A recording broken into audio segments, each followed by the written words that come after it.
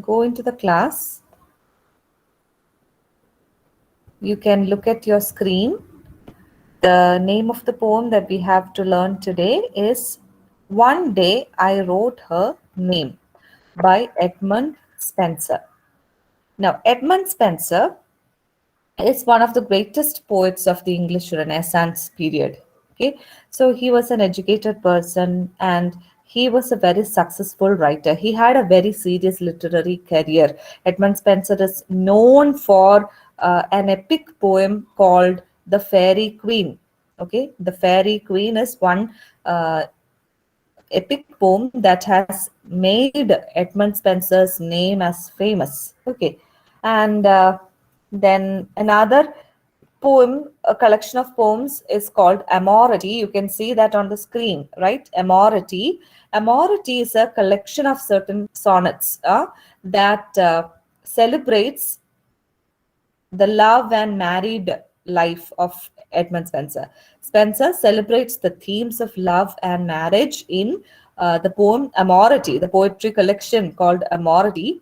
And it is from Amority that you have to learn the poem. One Day I Wrote Her Name is taken from Amority. It is sonnet number 75 of this collection. One Day I Wrote Her Name is a sonnet. It's the 75th sonnet taken from the collection Amority by Spenser. He has also written other poems like Prothalamion, Epithalamion, etc., which are all addressed, in which we can see that the theme of marriage is addressed in Epithalamion and Prothalamion. Okay, and this is a very simple and short poem. It's a sonnet. It's a sonnet that is a Spenserian sonnet. Okay, I hope you remember the rhyme scheme of Spenserian sonnet we had discussed in the previous class, right? So you can just brush up your memory. The rhyme scheme of the Spenserian sonnet is A B A B B C B C C D C D E E. Okay, so you can see the same rhyme scheme in this particular poem also. This is a Spenserian sonnet, and you can see the same rhyme scheme going on here. You look at each of the last words in every line. Take the first and the third line. Strand, hand. You can see a rhyming there, right? Strand, hand. So you give the letter A for strand and the letter A for hand. Now take the second and the fourth line. Away, pray. So you can see that it is rhyming. Now take the fifth and the seventh line. Assay, decay. So away, pray, assay, decay are rhyming with each other. Now take the sixth and the eighth line. Immortalize, likewise. Immortalize, likewise. So there you can see that you can see a new word, but that is rhyming with each other. So that you can give the letter C. Again, that is rhyming with the next quatrain. Devise, eternize. Devise, eternize. You can give the term, you can give the letter D there. Sorry, you can give the letter C there. Okay, it goes on like that. So altogether, you can see that it follows the rhyme scheme A B A B B C B C C D C D E E. Okay, so this is how you can see the rhyme scheme. Now let's go into the poem. One Day I Wrote Her Name by Edmund Spenser. Now this is a poem that talks about love. Okay, here you can see the poet is immortalizing or trying to immortalize, trying to make the beloved immortal through his art. So that is the idea of this poem. There is a celebration of the poet's love. Okay, so let's see the poem line by line. One Day I Wrote Her Name by Edmund Spenser. One day I wrote her name upon the strand, but came the waves and washed it away. Again I wrote it with a second hand, but came the tide and made my pains his prey. Okay, so this is the first quatrain. You can see the first 4 lines. They rhyme A, B, A, B. Strand, hand, away, pray. You can see that rhyming going on there. So that's the first quatrain. ആദ്യത്തെ 4 വരികളാണ് quatrain, first quatrain നമ്മൾ പറയുന്നത്. Now, what is the theme there? One day, I wrote her name upon the strand. Okay, so here I is the poet himself. Okay, so the narrator or the poet, we don't know whether it is Spenser himself or whether that is some other narrator. Anyway, you have a first person narrator there.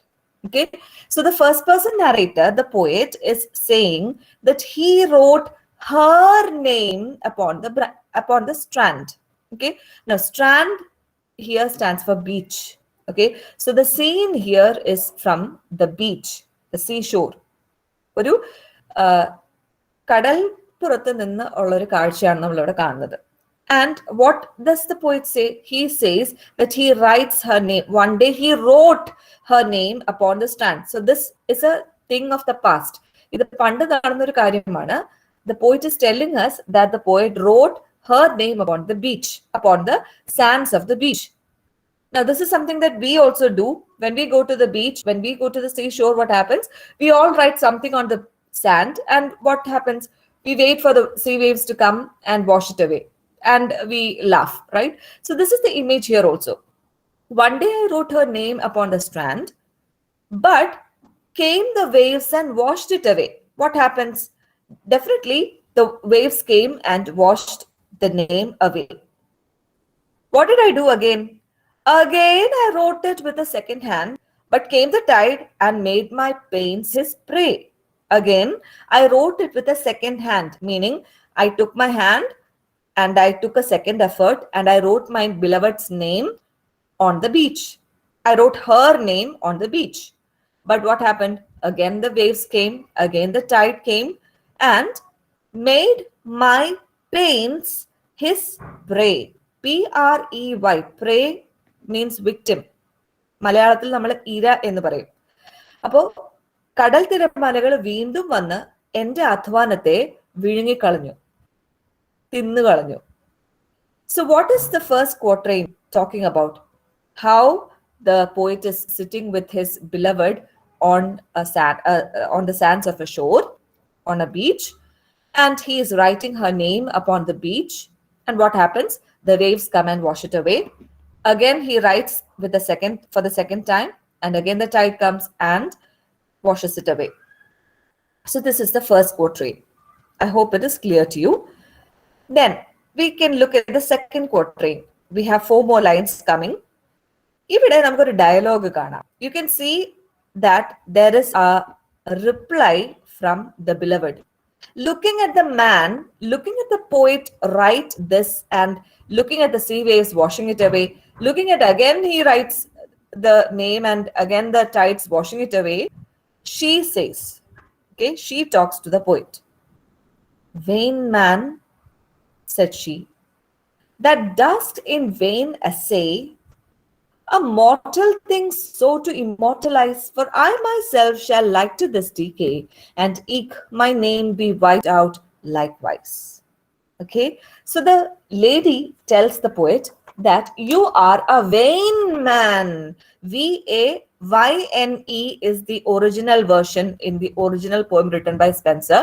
Now you are given here the modern spelling V-A-I-N, means proud. Okay, vain, vanity means pride. Okay, so you are a vain man, oh my love, because you are a person who are doing something in vain. Now, when you do something in vain, you are doing something useless. Vain എന്ന വാക്കിന് 2 അർത്ഥമുണ്ട്. Adjective ആയിട്ട് vein മാൻ എന്ന് പറയുമ്പോൾ അഹങ്കാരിയായ മനുഷ്യ എന്നാണ് ഉദ്ദേശിക്കുന്നത്. അതേസമയം when you say you are doing something in vain, that means you are doing something useless. In vain എന്ന വാക്ക് പ്രയോജനരഹിതമായി ചെയ്യുന്ന കാര്യങ്ങളെ സൂചിപ്പിക്കാനാണ്. I struggled in vain, I studied in vain. ഞാൻ വെറുതെ പഠിച്ചു, ഞാൻ ജയിച്ചില്ല എന്ന് പറയാൻ വേണ്ടിയിട്ട് you can use the term in vain. Okay, so this is the idea of the playing with the word vain. V-A-I-N, vain എന്ന വാക്ക് ഇവിടെ 2 കോണ്ടെക്സ്റ്റില് ഒരേ ലൈനില് കവി ഉപയോഗിച്ചിരിക്കുന്നു. അഹങ്കാരിയായ മനുഷ്യ, നീ ചെയ്യുന്നത് വെറുതെയാണ്. Vain man, said she, that dost in vain essay. You are doing something, you are doing an attempt that goes in vain. പ്രയോജനമില്ലാത്തൊരു കാര്യമാണ് നീ ചെയ്യുന്നത്. What are you doing? A mortal thing so to immortalize. You are trying to immortalize a mortal thing. What are you doing? You are writing my name. I am a mortal being. I am a mortal human being. And you are trying to write my name means you are trying to give an immortality to my name. But what happens? It is in vain. Whatever you are doing now is in vain. It will go away because I am a human being who will die one day and decay. For I myself shall like to this decay, and eke my name be wiped out likewise. Okay, I am a human being, and I myself would like to die and decay.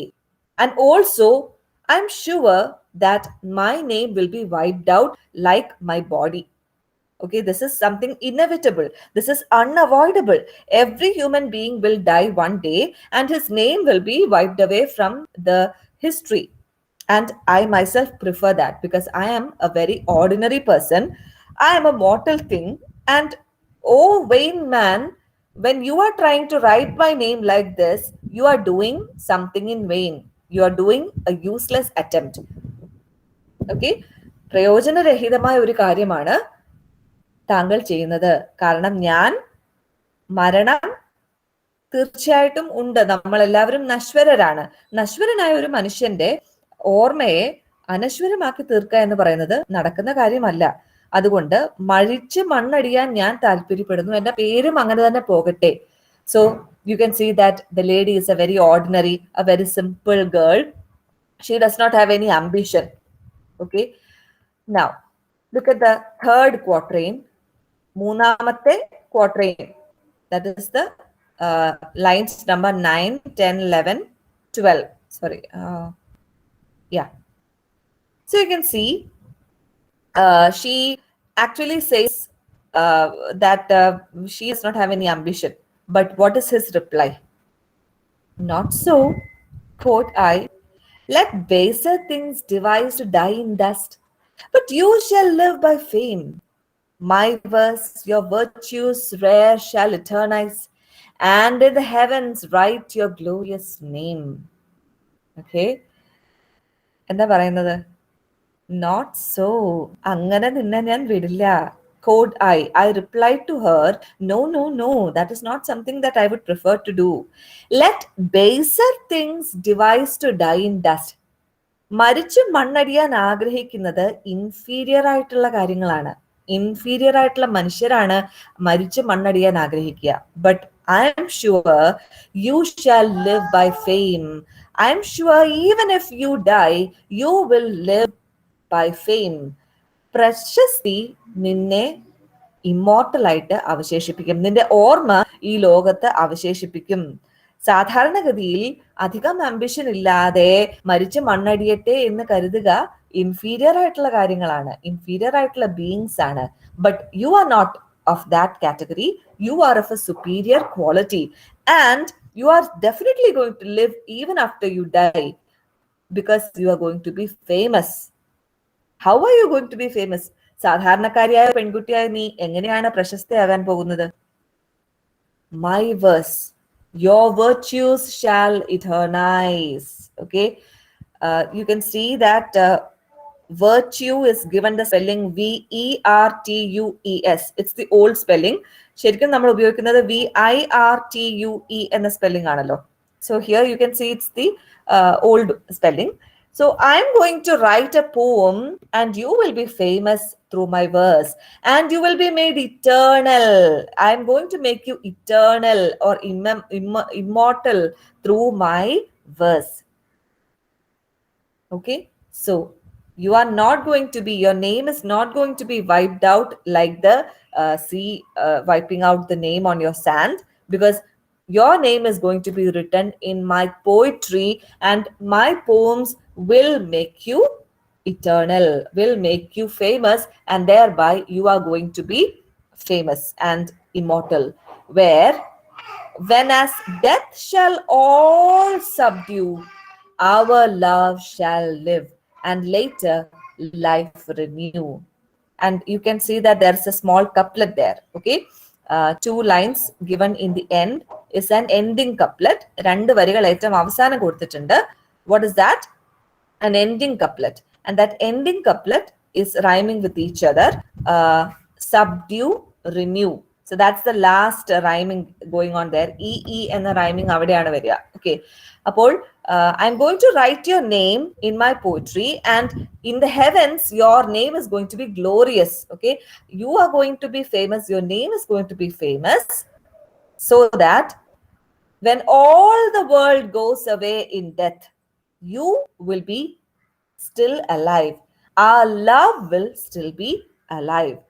When death will take away, when death will eat away the whole world, when the whole world will submit and surrender itself to death, the mortal death, our love shall still live, and our love will get renewed in a later life. Okay, so you are not like a baser thing, you are a spiritual being. Your spiritual beauty is so loving that you deserve to live longer than after your death. You deserve to be immortalized, and that I am sure will happen through my verse. And even when the whole world passes away and succumbs to death, I am sure that our love will live and get renewed in a later life. Okay, that means maybe after centuries later, when another reader from a different century reads this poem, he will definitely, or she will definitely, immortalize our love by imagining. Through their imagination, they are going to celebrate our love. We, both of us, we may die and we may decay, but our love would still keep glowing. So this is the idea of the poem. One day I wrote her name.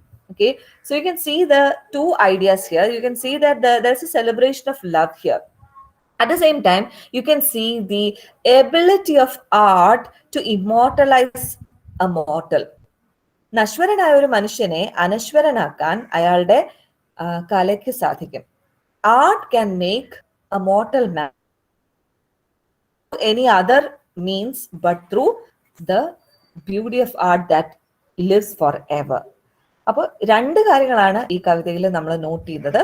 ഒന്ന്, പ്രണയം എന്ന ആ ഒരു വശം. പക്ഷെ അതിനേക്കാൾ ഉപരി കവി തൻ്റെ കവിതകളിലൂടെ, അല്ലെങ്കിൽ ഒരു കലാകാരൻ തൻ്റെ കലയിലൂടെ എങ്ങനെ അനശ്വരനായി മാറുന്നു, അല്ലെങ്കിൽ തൻ്റെ കലയിലെ കഥാപാത്രങ്ങളെ എങ്ങനെ അനശ്വരരാക്കാൻ ഒരു കവിക്ക് സാധിക്കുന്നു.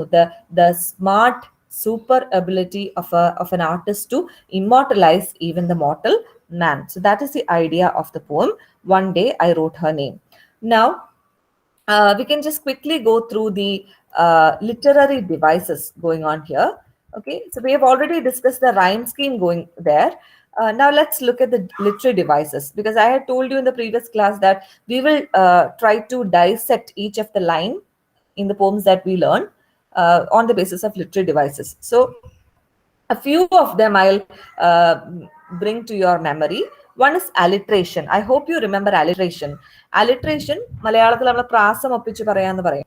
അപ്പോൾ alliteration you can see in the second line. Waves washed. Okay, you can see that there is an alliteration of the sound w in the second line, but came the waves and washed it away. So you have a sort of an auditory effect there. Waves washed. Okay, the same alliteration you can see in the fourth line. Pains prey. Okay, but came the tide and made my pains his prey. Pains prey. So you have the sound p being alliterated there. Or you can see the sound m, made my pains his prey, right? So you can see the alliteration of the sound m. So then you can see down in the poem, you can see decay. Wait, yeah, to die in dust, right? Device to die in dust. Okay, in the Ninth line, you can see, not so code I, let baser things devise to die in dust. So devise, die, dust. You have the alliteration of the sound d. Again, in the next line, my virtues in my verse, your virtues rare shall eternize. You have the alliteration of the sound the verse, virtues. Okay. So last line you have love shall live and later life renew. Love, live, later life. In all that you can see the alliteration of l, the sound l. So you have that alliteration going on there. Again, you have a few images, right? The visual image of writing the name on the sands of the beach and the waves coming and washing it away. So that is a visual image there. Then you can even though it's not mentioned, you can even try to hear the sound of the waves if you try to, but it's not given there, so you can have the visual image. Okay, so these are two examples of literary devices that you can see in the poem. um, so I hope the poem is clear to you. I hope the rhyme scheme and the literary devices are clear to you. So if you have any doubts, you may please stop me and ask. Or you can also comment in the chat box.